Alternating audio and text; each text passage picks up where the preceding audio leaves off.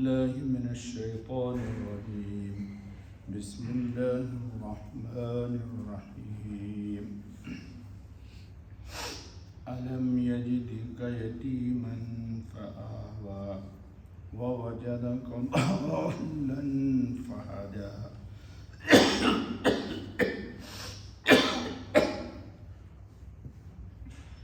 دوستو یہ الدحا کی آیت 6 اور 7 پڑھی گئی.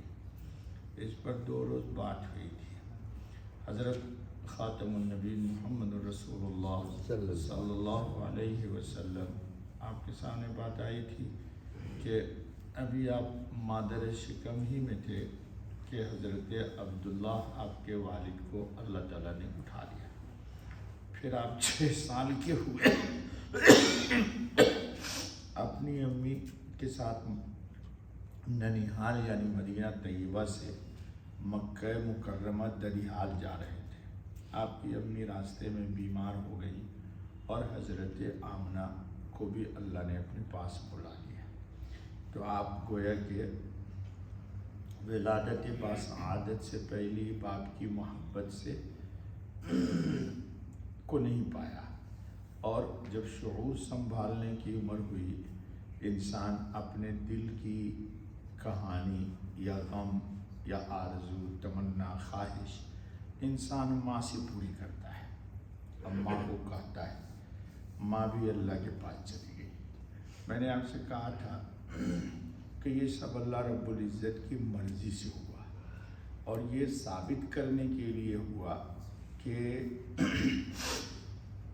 اللہ رب العالمین جب کسی کو سر بلند کرنا چاہتے ہیں تو ماں اور باپ کی ضرورت اس کو نہیں ہوتی نہ رہتی. اور ماں باپ دنیا میں کتنے کے ہیں لیکن وہ بچے کی تربیت صحیح نہیں کر پاتے، اور بچہ ماں باپ کے لیے وبال جان بن جاتا ہے. لیکن اللہ کو یہ ثابت کرنا تھا کہ حضرت خاتم النبی صلی اللہ علیہ وسلم پوری کائنات عالم کے انسانیت کے لیے رحمت بنا کے بھیجے گئے، اور آپ سراپا رحمت ہی رحمت ہیں. اور قرآن کریم نے ہی کہہ دیا، کہیں ہمیں جانے کی ضرورت نہیں ہے، وما ارسلناک الا رحمتا للعالمین. آپ کائنات عالم کے لیے رحمت نہیں بلکہ سراپا رحمت ہی رحمت ہیں. رحمت کی تشریح بہت ہے، زندگی گزر جائے لیکن انسان اس کی وضاحت نہیں کر سکتا. جی، سب سے بڑی رحمت یہ پہلے یہ تھا کہ اگر قوم نے اللہ کے قانون کو ٹھکرا دیا تو اللہ کا عمومی عذاب آتا تھا اور قوم کو ہلاک و برباد کر کے ختم کر دیتا تھا. اللہ تعالیٰ نے قرآن کریم میں کہا، وما کان معذبہم وانت فیہم وما کان اللہ یعذبہم وہم یستغفرون. 2 بات یاد رکھیے، یہ قرآن کی آیت ہے کہ یا رسول اللہ خاتم النبی صلی اللہ علیہ وسلم جب تک آپ ان میں رہیں گے اللہ تعالیٰ پوری قوم کو نیست و نابود نہیں کرے گا. تو حضور ہم میں ہے نا بھائی، ایسا تو نہیں ہم کسی نبی کے انتظار میں ہیں.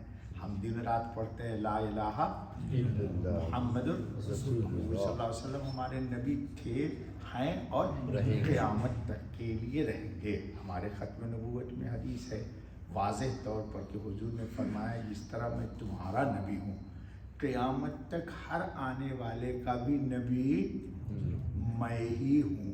اسی لیے نا خاتم النبی صلی اللہ علیہ وسلم. تو حضور تو سب کے نبی ہیں، سب کے لیے برابر ہیں، سب کے سب سراپا ہیں.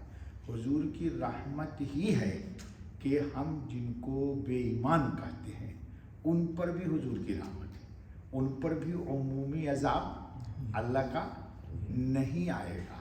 جی، اور اللہ تعالیٰ نے قرآن کریم میں بہت پیاری بات کہی. آج کل کے جو حالات ہیں اس پر تو ہم کلام کرتے نہیں ہیں، نہ ہم کو اجازت ہے. جی، اللہ تعالیٰ نے قرآن میں کیا کہا ہے؟ کیونکہ ہم لوگوں کو تو قرآن سمجھ میں نہیں آتا اور ہم ثواب کی نیت سے پڑھتے ہیں، سمجھنے کی نیت سے پڑھتے بھی نہیں ہیں. جی، اللہ نے کیا کہا ہے؟ وَلَا تَحْسَبَنَّ اللَّهَ غَافِلًا अम्मा यामलु ज़ालिमून। देखो अहले ईमान कान खोल के सुन लो, ये अल्लाह कहते हैं कुरान की आयत है। अभी दर्स के बाद आइए मैं दिखाता हूँ कुरान में आपको कि तुम ऐसा गुमान मत करो कि अल्लाह बेखबर है। अम्मा यामलु ज़ालिमून, किसी का निशानदेही मत कीजिए। जो जालिम दुनिया में जुल्म कर रहे हैं उनके जुल्म से अल्लाह कहते हैं हम बेखबर नहीं। और हमको ऐसा नहीं कि मैसेज दोगे तुम तब हमको खबर होगी। हमारा नाम खबीर है, अल्लाह का नाम खबीर है और अल्लाह अलीम है। और अल्लाह ने कुरान ही में कहा है अल्लामुल ग़ुयूब, जो बात अभी पेश भी नहीं आई अल्लाह वो भी जानता है। ठीक है, ये हमारा ईमान है। फिर कुरान ने क्या कहा, वला तहसबन्नल्लाह गाफिलन अम्मा यअमलुज़्ज़ालिमून इन्नमा युअख्खिरुहुम लियौमिन तशख़सु फीहिल अब्सार। हमने इनको मोहलत दी है, हमने इनको, अब मोहलत पर भी मैंने कलाम किया था जी। हुजूर को ताइफ वालों ने मारा, हुजूर बद्दुआ कर देते तो सब पीस जाते। तो ये जो अरब जो मुसलमान हो गए इनकी नस्ल मुसलमान होती जी, वो तो उसी वक्त कुफ्र में मार दिए जाते। तो अल्लाह की हिकमत है, वो अपनी हिकमत को बेशतर जानता है। हम लोग उजलत बाज हैं। मैंने 2 दिन पहले अल्लाह के एक नाम की तशरीह की थी, इन्नहु हलीमुन शकूर। हलीम का मतलब क्या है, जितना बकना है। अल्लाह को लोग गालियाँ देते, अस्तगफिरुल्लाह, बुरा भला कहते, लेकिन अल्लाह ताला उसको भी नहीं पकड़ता है। क्यों? हलीम, वो बुर्दबार है, उसमें इनफियालियत नहीं। जैसे आपको एक शख्स माँ की गाली देते तो 1 ही मिनट में बाजू चढ़ा लो और इंतकाम ले, लेकिन अल्लाह के रब्बुल इज़्ज़त में इनफियालियत नहीं है। कोई लाख बकता रहे, बकने वाले को पकड़ेगा, लेकिन उसमें इनफियालियत मतलब फ़ौरन भड़कना, ये अल्लाह की ज़ात की शान के खिलाफ बात है। अच्छा बात। तो हुजूर अकरम सल्लल्लाहु अलैहि वसल्लम यतीम तो थे जी, लेकिन अल्लाह रब्बुल आलमीन कह रहे हैं कि फिर हमने आपको पनाह दी। जाहिर सी बात है, जिसे मौला रखे उसे कौन चखे। हम गांव के आदमी है ना, पिंड लोग गांव में हमारे कहते जिसे मौला रखे उसे कौन चखे, वजन ही उसका भारी है खुदा हो जिसके पल्ले में।